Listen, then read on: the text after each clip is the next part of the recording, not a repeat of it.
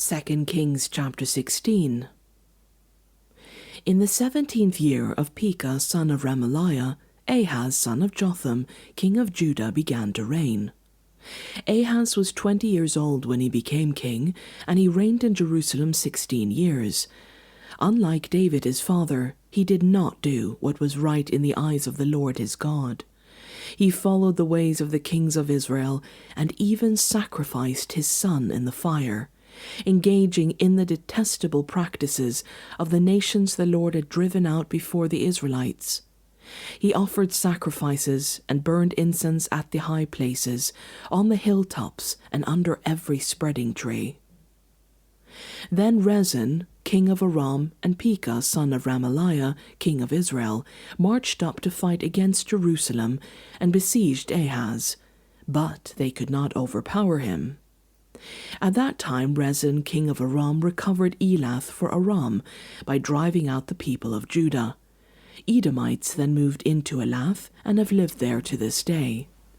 Ahaz sent messengers to Tiglath-Pileser, king of Assyria. "I am your servant and vassal. Come up and save me out of the hand of the king of Aram and of the king of Israel, who are attacking me." And Ahaz took the silver and gold found in the temple of the Lord and in the treasuries of the royal palace, and sent it as a gift to the king of Assyria. The king of Assyria complied by attacking Damascus and capturing it. He deported its inhabitants to Kir and put Rezin to death. Then King Ahaz went to Damascus to meet Tiglath-Pileser, king of Assyria. He saw an altar in Damascus, and sent to Uriah the priest a sketch of the altar with detailed plans for its construction. So Uriah the priest built an altar in accordance with all the plans that King Ahaz had sent from Damascus, and finished it before King Ahaz returned. When the king came back from Damascus and saw the altar, he approached it and presented offerings on it. He offered up his burnt offering and grain offering, poured out his drink offering, and splashed the blood of his fellowship offerings against the altar. As for the bronze altar that stood before the Lord, he brought it from the front of the temple, from between the new altar and the temple of the Lord, and put it on the north side of the new altar.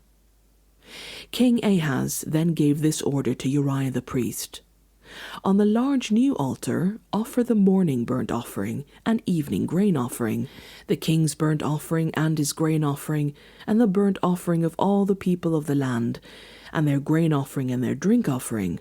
Splash against this altar the blood of all the burnt offerings and sacrifices. But I will use the bronze altar for seeking guidance." And Uriah the priest did just as King Ahaz had ordered. King Ahaz cut off the side panels and removed the basins from the movable stands. He removed the sea from the bronze bulls that supported it and set it on a stone basin. He took away the Sabbath canopy that had been built at the temple and removed the royal entryway outside the temple of the Lord in deference to the king of Assyria. As for the other events of the reign of Ahaz and what he did, are they not written in the book of the annals of the kings of Judah? Ahaz rested with his ancestors and was buried with them in the city of David, and Hezekiah his son succeeded him as king.